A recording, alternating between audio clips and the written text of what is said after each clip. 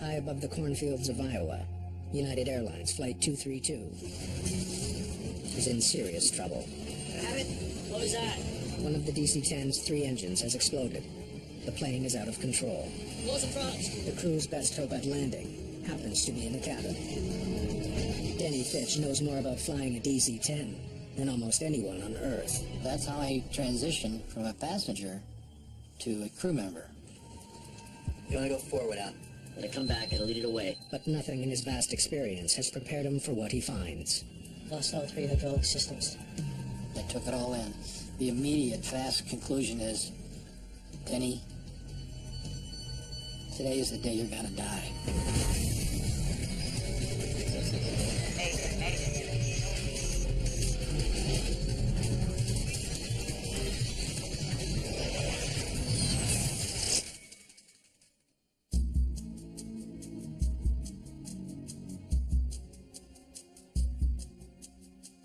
United Airlines Flight 232 is halfway through its journey from Denver, Colorado to Chicago. The DC-10 is cruising at 37,000 feet. The clear weather makes this a relatively easy flight for the captain and his first officer, both former fighter pilots. Oh, looks like we're gonna make Chicago on time. The airplane was trimmed up. We enjoyed a cup of coffee, and weather was good. There was absolutely no reason why we shouldn't have a pretty normal flight that day. Today is Children's Day at United Airlines. A child's ticket costs only a penny. Of the 285 passengers on the flight, 52 are children. Thanks for the cookies, Jan. Now how about some more coffee? Dennis Fitch is a United Airlines pilot and a flight instructor for the DC-10. The flight was normal in all respects. We had climbed to altitude.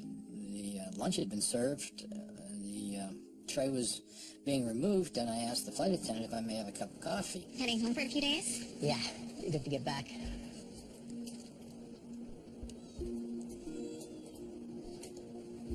Excuse me.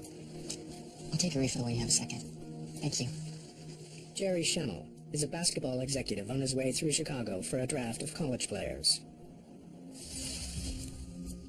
It was a very smooth flight. In fact, we were told when we got on the plane that there wasn't any expected turbulence at all. It should be a real smooth ride for 2 hours to Chicago.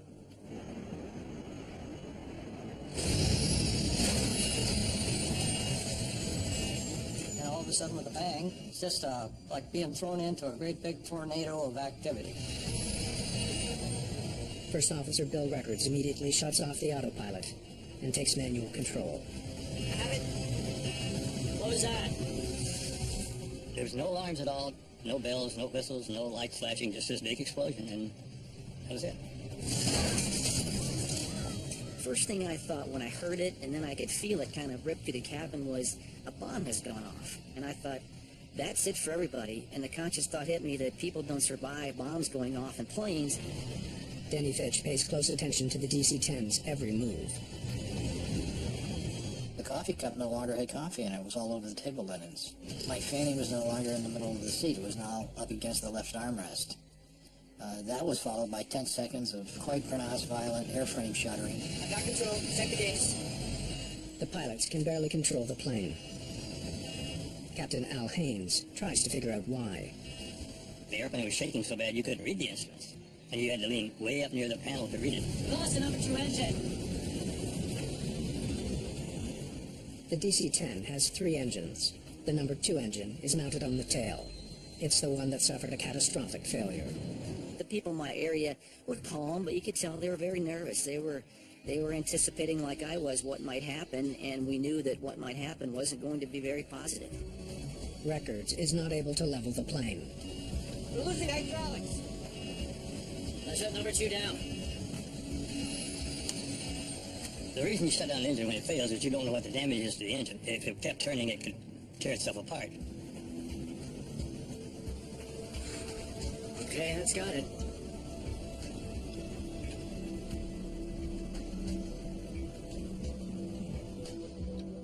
But Denny Fitch suspects there may be more to worry about than the loss of an engine. I was looking out the window for clues, and one of the clues that first appeared to me, and it was an abnormality, was the fact that the right wing of this aircraft was dropping. It doesn't make sense. The number 2 engine can't cause these wing behaviors. In other words, its loss doesn't have anything to do with what I'm seeing. Bill said, Al, I can't control the airplane. And that's a real attention getter. And so I looked forward to see what the flight controls were doing. The damaged engine has been shut down. The plane is not responding to the first officer's commands. It's banking further and further to the right. It's a very sickening feeling to have the controls all the way over and have them all the way back as far as you can go, and the airplane was in fact going the opposite direction. I've got it, Bill. If the pilots can't find a way to level the plane, it will soon be upside down. We had the control wheel as far as it go to the left and as far back on your left as it would go. You can't do that in flight. So there's something drastically wrong there. But the airplane was starting to roll over its back, and we had to stop that. This isn't working. The plane has become impossible to steer. It's a dire situation, and it can't be explained by the loss of one engine. Dudley, check the gauges. What's going on back there? We have no hydraulic fluid left. All systems are down to 0. All 3? That's impossible. A complex hydraulic system carries the commands from the pilot's control column to the aircraft's control surfaces, such as the elevators, rudder, and ailerons. Without fluid in the system, there is no way to move these crucial flight controls. Hydraulics are the lifeblood of the airplane. They provide the muscle to move the flight controls, to retract and lower the landing gear, to move the flaps. A lot of the things that move on the airplane are done hydraulically. If you do not have hydraulics, you have absolutely no control. You might as well just take the control column out and throw it out the window. Even though the control columns have no effect on the movement of the plane, both pilots instinctively use them as though they did. It's like driving a car. If you're sliding on ice, nobody lets go of the steering wheel, even though the steering wheel is not effective. And this is the same way. You're holding onto the controls, hoping, I guess, that maybe there's some hydraulic fluid in there someplace. What's it say in the book? The DC-10 has 3 separate hydraulic systems. If one fails, the other 2 act as backup. But all 3 systems are now empty of fluid. There's nothing in here for anything like this.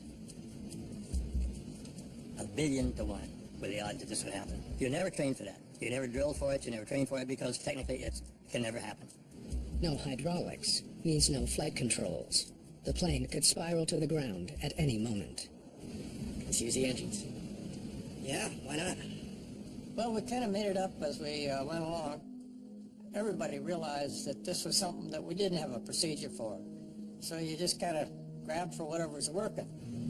The left and right engines are still running. The pilots decide to use them to their advantage. I'm going to pull back number 1 about 10%. Go up on number 3, 10%. Nice and slow. By adjusting the power to the 2 remaining engines, they may be able to level the aircraft and make it fly straight. Easy does it. The engines are at cruising speed. The slightest miscalculation could be catastrophic. The plane begins to level off.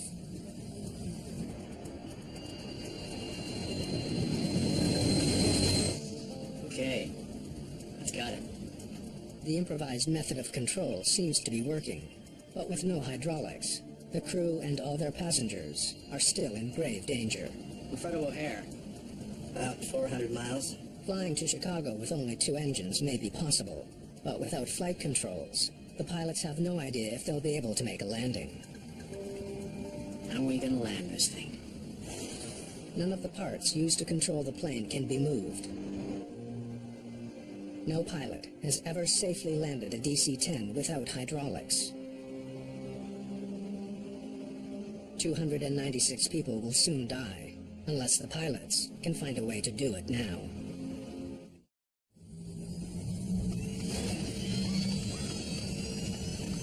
The nose is going down. What's going on here? United Airlines Flight 232 has begun to accelerate downwards. Normally, pulling back on the control column would raise the elevators and lift the nose of the plane. We have no elevators. But with no hydraulics, that control is gone.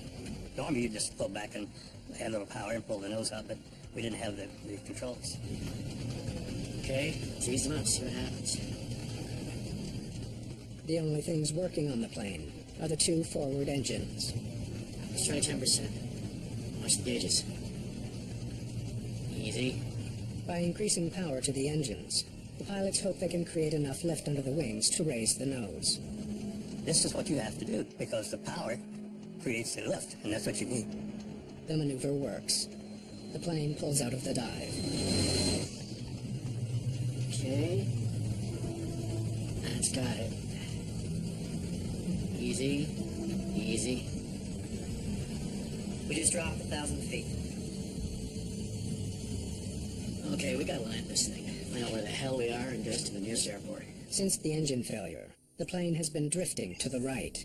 There is no way Flight 232 can make it to Chicago without flight controls. The pilots need to find a safe place to land as soon as possible.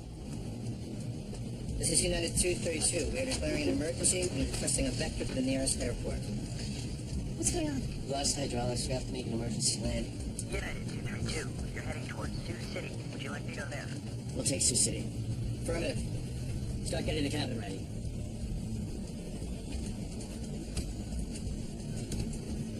Okay. Now we're climbing. The plane suddenly begins to climb.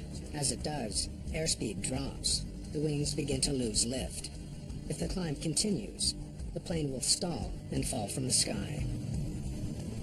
What the hell's going on here? Watch the right side. I got it.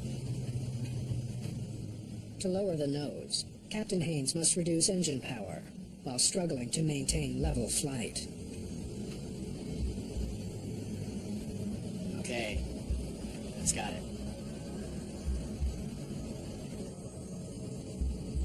I felt the plane start to drop, and I'm just trying to think, all right, what the heck is going on with this aircraft? Dropping again. Ease it up. Gently. Gently. Okay. 275. The plane has dropped another 1,500 feet. How far is Sioux City? About 55 miles. In 30 minutes, the plane will hit the ground.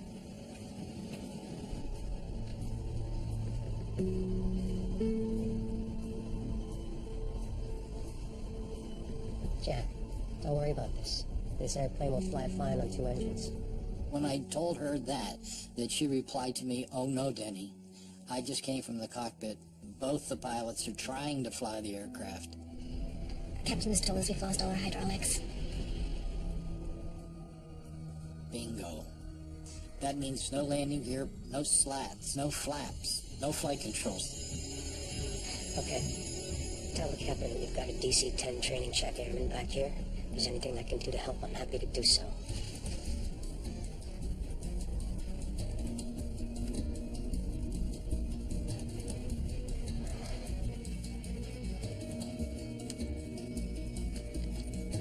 United 232, understand you're requesting an emergency landing? Affirmative. We've lost all hydraulic control. Requesting a vector to the airport. United 232, radar contact. Turn left, heading 255. I don't think turning left is something we want to try. I wouldn't want to risk it. Agreed. The heading to Sioux City requires a left turn, but for some reason the damaged plane only wants to turn right. Forcing it to turn left could be disastrous. Okay, we're in a right turn right now, and that's about the only way we can go. Tower gave us a heading to fly, we'd try to fly it. And if we would drift off to the right because we would lose it somewhere in the manipulation of the throttles, rather than try and turn left, we would just do a 360. United 232 heavy, roger. Right turn, heading 255. The pilots must execute a precise right turn without the use of the plane's ailerons. They carefully alternate power between the two engines to turn the crippled plane around. As they begin to turn, the nose suddenly falls again. The plane accelerates downward. We're trying to keep the airplane straight level, but as the airplane wanted to turn to the right, every time that they would turn to the right, the nose would go down, and the tendency is to go over on your back. We had to avoid that. They manage to complete the turn, but they've dropped another 1,000 feet. Sioux City is still 64 kilometers away. I don't think we're gonna make the airport, fellas. The crew of United Airlines Flight 232 gets some welcome news.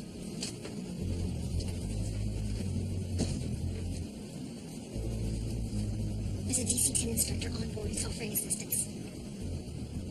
Having a trainer and instructor on board the airplane was a relief to us because we thought he could give us inputs that we didn't have. Maybe he could help, and he volunteered to come up, and we were very happy to have him come up. Okay, let him come up.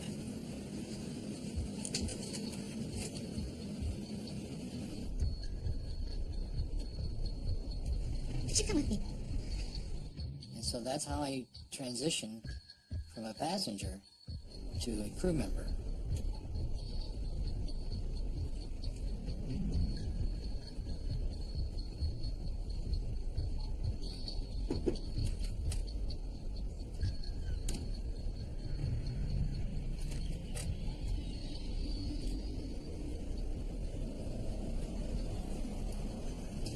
I remember their forearms and their tendons being tense. I remember their knuckles being white. They both were on the flight control wheels, their respective wheels, trying to fly the airplane together. Now that's an anomaly because the airplane will fly quite nicely with one person and two fingertips. That's just the nature of the beast when it's normal. This is clearly not normal. You want to go forward now. Now go forward. Let it come back and lead it away. Lost all 3 hydraulic systems. When I took it all in, the immediate, fast conclusion is, Denny, today is the day you're going to die. Tell me what you want to help me. Take the throttles. Because he can stand between Bill and myself now, and he can operate the alternating thrust a lot easier than we can. Okay.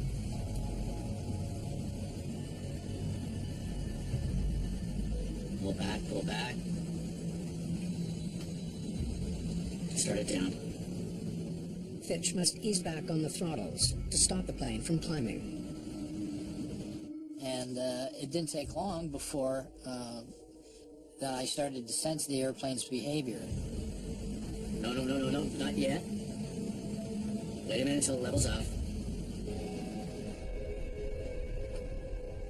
The flight attendants are discreetly preparing for an emergency landing.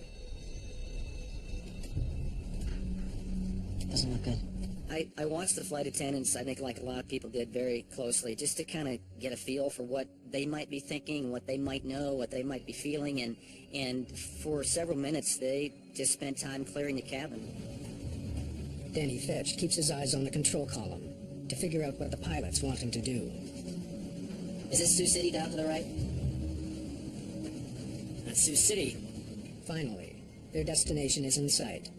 Normally, the pilots would begin reducing their speed on approach to the airport, but with no flight controls, that's something they can't do. Because of the loss of hydraulics, they were not able to configure the wings for the normal landing, so they had to come in much, much faster to maintain the necessary lift. We had absolutely no way to control the speed. That was the biggest concern of us all, was how fast we were going and to try and slow down. And there's just nothing we do about it. If they can line up with the runway at all, they'll be hitting it at a very high speed. There's no telling what the impact will do to the plane.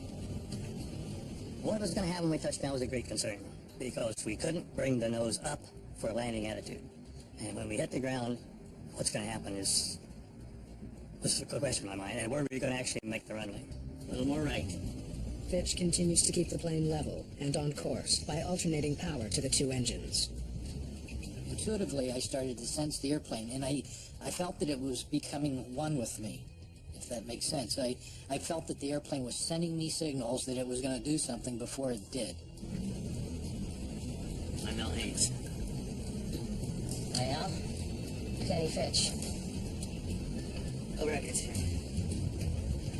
Tell you what, we'll have a beer when this is all done. Well, I don't drink, but I'll sure as hell have one. We were facing death. All of us were, and our passengers. United 232 is less than 10 minutes from a nearly impossible landing. No one is expected to survive.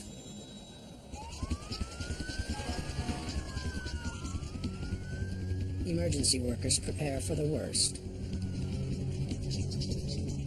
As the pilots approach the airport, Captain Haynes decides it's time to tell the passengers precisely what they are facing. Ladies and gentlemen, this is Captain Al Haynes speaking. As you must be aware by now, we're having some control difficulties with the plane. We're attempting an emergency landing in Sioux City. We'll be landing in approximately 8 minutes. We've got about as much control over the plane as we can get, but I need you to understand this is going to be a crash landing. Please review your emergency procedures. This is going to be worse Than anything you've ever been through before. You need to be ready. We will do everything in our power to get everyone to the ground, but we need your cooperation. I think Captain Haynes wanted to be as honest as he could with us. He didn't want to sugarcoat anything. He wanted to let us know that we are in a very dire circumstance. I was convinced I wasn't going to make it. I thought, this is my day to go. There was serious uncertainty as to what the outcome was going to be. I think there was a realization that the airplane was going to be very badly damaged and that there was a high likelihood of injury or worse. Okay, let's start this sucker down. United Airlines Flight 232 is 9,000 feet from the ground and less than 10 minutes from the airport. It's still traveling far too fast to land safely. Instead of being at the normal 120, 140 knot range, they were well over 200 knots to be able to control the airplane. This means that it is going to arrive with a whole lot more force. It's going to need a much, much greater distance to land, and equally, their margin for error now becomes extremely small. Anybody got any ideas about putting the gear down? I would. Lowering the landing gear will help slow the plane down. Without hydraulics, the pilots have to release the gear manually and hope that gravity locks it into place. I hope that doesn't. If the gear doesn't lock, the plane is doomed.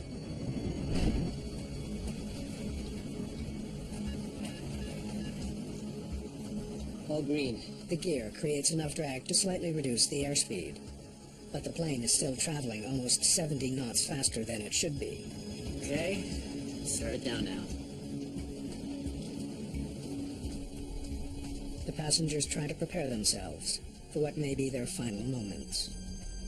Last three things I said to my wife were, last three words were, I love you. I thought things were in place for me not to survive this incident. And then the last couple minutes, I started thinking to myself, you know what, just in case you're wrong, you better get ready and form a game plan here. So the last 4 or 5 minutes, I thought to myself, all right, if you hit the ground and you're dead or you're hurt seriously, you might not be able to help. But if you aren't, don't flee the plane, don't panic. Stay around, stay under control, and try to help other people as best I could. The plane is only 27 kilometers away from the airport. You want the seat? Yeah. What?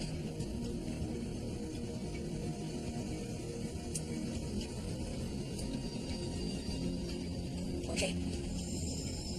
All the pilots will need to be securely strapped in for the attempted landing.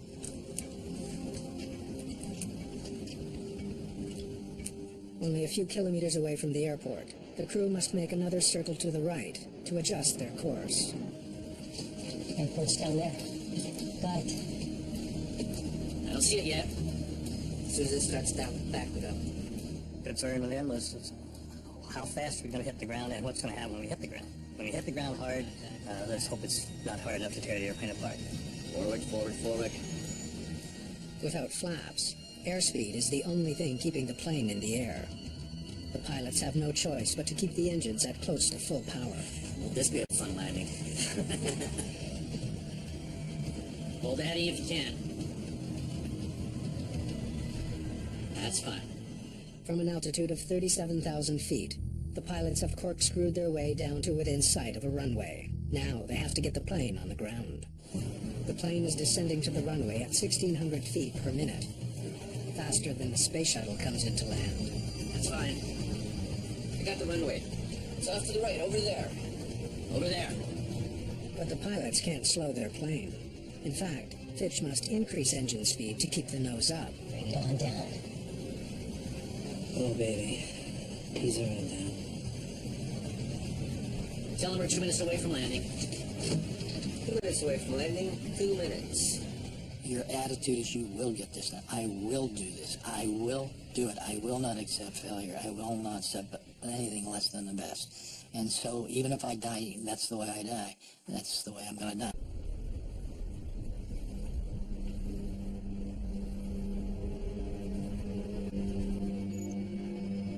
You are cleared to land on any runway. Ah, you want to make it particular and make it a runway, huh? I know we're close enough now, coming in fast enough now, that we're going to make the airport. That was the main thing. Whether we actually made the runway or not, I don't know. The aircraft is still traveling much faster than normal, but the crew cannot delay any longer. This is their only shot at a landing. Get on the brakes with me. Yeah. They will only have minimal braking power and reverse thrust to stop the plane on the ground. They won't be able to steer. No pilot at the controls of a commercial jetliner has ever landed a DC-10 safely at this speed, with or without flight controls. Pull the power back. That's right, pull the left one back. You could hear people crying, and every once in a while you could hear people kind of scream a little bit. And I remember at the end thinking, all right, there's nothing else I can do to get ready here. Now I just got to see what happens, see what unfolds. The plane is 30 seconds from landing. Brace, brace, brace. Had no idea what was going to happen when we touched down. We were going way too fast. We had no flaps. We had no brakes. And we had no way to steer the airplane once we did arrive at the runway. At the very bottom, I was hoping to do the pitch up by putting more power and pulling the nose up, causing the whole belly to become drag into the wind and slow us down so that we would touch down on the landing gear and then roll down the runway. Controllers can't bear to watch what's about to unfold.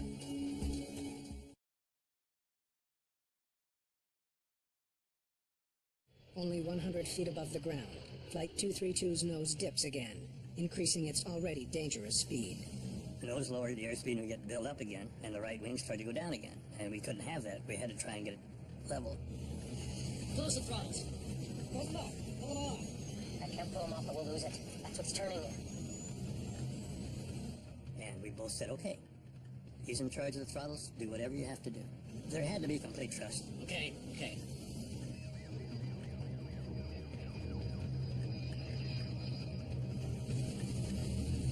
Left, left, left, left, left, left, left, left.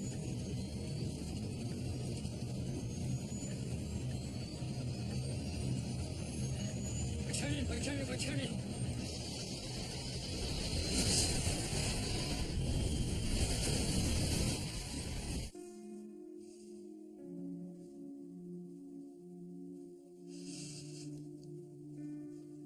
Didn't get it quite right. And we hit very hard. My head smashed down into the radio rack in front of me. It's just like somebody had a giant hand on the back of my head and just forced me face down into this rack. We had hit just incredibly hard.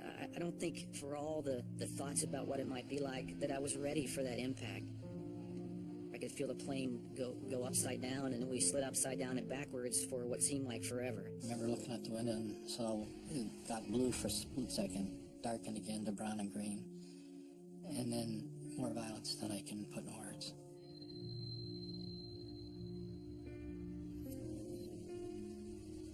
I had to take a couple seconds to figure out whether I was alive, and then I realized what had happened. I realized we'd flipped over. I was hanging upside down in my chair. I had no choice but to go back because smoke was chasing us all to the back of the plane, and I finally found an opening where we had broken off in the tail section and got out that way. And I stepped out of the plane, realized I was in a cornfield, and I'd been in plenty of them. That gave me some comfort. I knew that at this point I was probably in pretty good shape and that I wasn't going to perish in that crash. I took a couple steps out of the plane and heard a baby crying back inside the wreckage, and I didn't stand there and weigh the risks. I didn't think it through.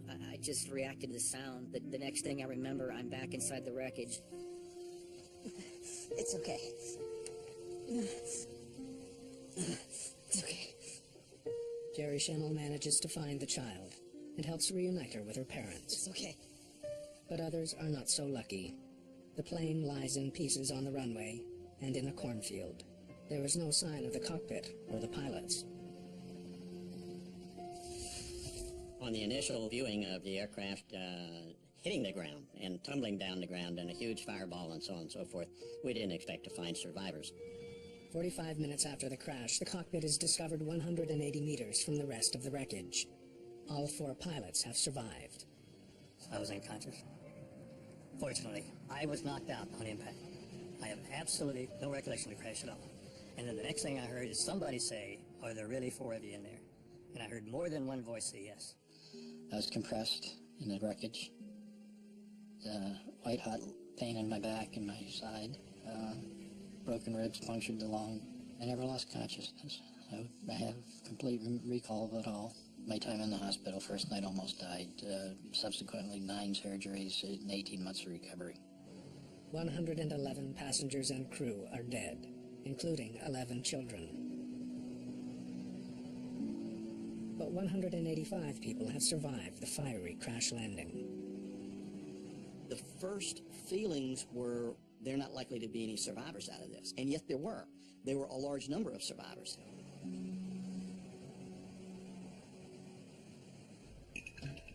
The damage to the tail section confirms what the pilots reported. The number 2 engine exploded in mid-flight. Investigators need to know why, and how it led to the catastrophic loss of all hydraulics. We already pretty well knew what we were looking for. We knew we'd had an engine failure of horrific proportions. We knew we'd had a hydraulic issue that had depleted all 3 hydraulic systems. The NTSB's Bob McIntosh is in charge of the team dispatched to Sioux City. The investigation focused fairly quickly on the shrapnel, the trajectories of the various parts, and how they could have disabled the airplane in the way that it did. It doesn't take investigators long to discover that a vital piece of the engine is missing. The fan disc is such an obvious part of the front of the engine that when it's missing, you know it. The fan disc is one of the largest pieces of the engine. It is responsible for bringing air into the core. It's around almost 400 pounds. It's about 32 inches in diameter. That was missing. And we knew that it was going to be our job to find that, because that was the destructive force that had brought this airplane down. Since the accident involved the failure of such a key component, metallurgists joined the NTSB to help find the cause. The rotating parts in the engines of jet airplanes have to withstand a lot of stress. So you want to use a material that optimizes the strength while minimizing the weight. So at the front of the engine, the fan disc, for example, they use titanium alloys. Jet engines are extremely reliable. To have a fan disc break off is almost unheard of. The failure of a major rotating part of any kind, whether it be at the front end or anywhere in the engine, is a major event. Before they can understand this rare failure, investigators must find the missing fan blade assembly. The clue to solving the mystery behind the crash is likely lying in a farmer's field somewhere in Iowa. A massive search gets underway. It was extremely frustrating to us, because we knew we didn't have it, and we knew it was going to be a pretty tough job to find it. We were motivated to find it, but we knew it was going to be tough. Now, I think it's from the airplane. Meanwhile, investigators turn their attention to the plane's hydraulics, wondering how a system with triple redundancy could have failed. In theory, if you lose an engine, you lose one of the systems. Our challenge, recognizing that the number 2 engine was the origin of the problem, was to try and figure out why all 3 hydraulic systems had failed. Each of the 3 hydraulic systems is powered by one of the 3 engines. Since only one engine failed, 2 hydraulic systems should have kept working. Investigators examine the wreckage around the number 2 engine. They begin to see what might have happened. There was a place where all 3 hydraulic systems were getting together, and that was in the horizontal stabilizer to actuate the elevators for up and down control. All 3 of the plane's hydraulic lines concentrate at the back of the plane, below the rear engine. The number 2 system was destroyed when the fan disc blew apart. Exploding shrapnel damaged the 2 remaining systems. All the hydraulic lines were either punctured or severed. The plane essentially bled to death. So we were able to understand how an engine failure in number 2 would result in number 1 and number 3 being rendered inoperative. Now that investigators know how much damage the broken fan disc caused, it's all the more urgent to figure out why it failed. They must find the broken piece. A $50,000 reward is offered to anyone who can find it.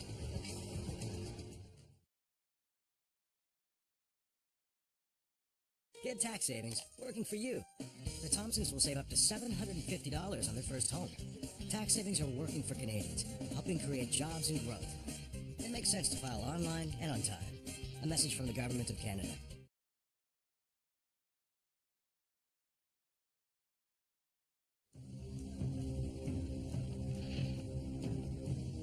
Three months after United Flight 232 crash-landed in Sioux City, Iowa, a farmer finds the crucial piece of the puzzle lying in her field, about 100 kilometers from the airport. This was a item from the combine, and the combine that was resistant to backed up, and I thought, oh my gosh, this is it. The lady who found the fan disc was our hero of the day. This was an extremely important piece of evidence. The massive disc is broken into two pieces. How could it break like that? It was extremely unusual, and we really wanted to try and figure out why this thing had what we call burst. The titanium alloy used to make this vital part is extremely strong and resilient. It shouldn't just snap in two. Take a look at this. When you first see the disc broken, it's almost unimaginable to see how something so large could break into two big pieces. Didn't happen overnight. A close examination of the broken part reveals surprising evidence of why it fractured. It's definitely fatigue. It was pretty easy to visually to look at this to see that there was a fatigue crack there. The investigation then continued to see where did the fatigue crack initiate. Can you cut me a small section from here? Investigators need to know what had weakened this powerful alloy. They trace the fracture back to where it began and remove the section for testing.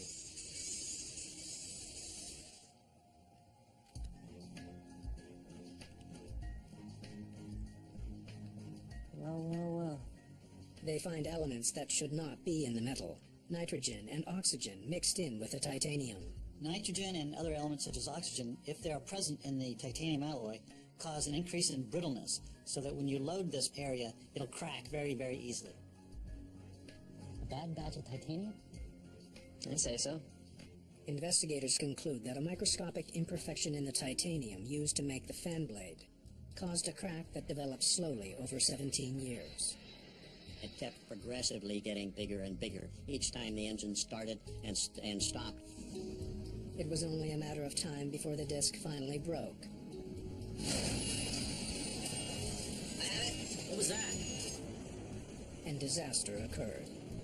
This part was supposed to be inspected on a regular basis, and indeed it was. But where the crack was located simply was extremely difficult to detect. The NTSB immediately recommends more thorough inspections of all engine fan discs.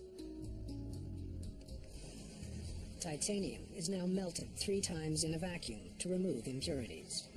Any kind of oxygen and nitrogen that might be in the material is sucked out into the vacuum and drawn out. The DC-10's hydraulic system also gets an upgrade. Designers add a series of valves so that a line can be sealed in case of a rupture. Every accident is a learning experience.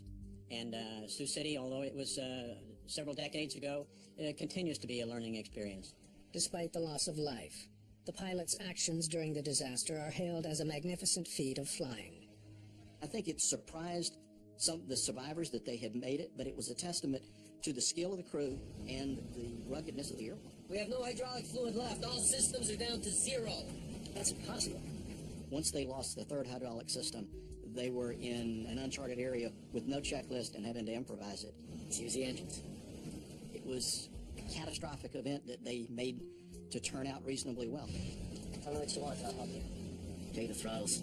Captain Haynes' decision to accept an offer of help in a moment of crisis is what many believe saved the lives of 185 people.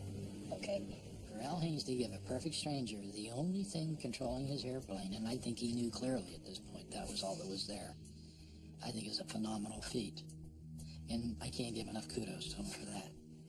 All 4 pilots received the Polaris Award. It's the highest civilian aviation decoration, awarded for exceptional airmanship and heroic actions. We got the airplane to the runway. That's the most we could hope for, even more than most people thought we could hope for. And to say that we were heroes in doing that, no. We were just fortunate that the things we tried worked. I was willing to give up my life. No, I mean, that's not being heroic. I mean, I was willing to give up my life. Because to me, that's my responsibility as an airline captain. You trust me. I don't want to fail that trust. Al Haynes and Bill Records were back in the cockpit within a year of the accident. For Denny Fitch, it took a bit more time. Doctors, God love them, they fixed me, but they didn't believe I'd ever make captaincy again. They didn't think I'd ever be able to fly. I think it was 16 or 18 months later, that was Flight 187 to Honolulu. And if you'd been in the cabin, you would have heard this announcement: today in command of your flight is Captain Denny Fitch.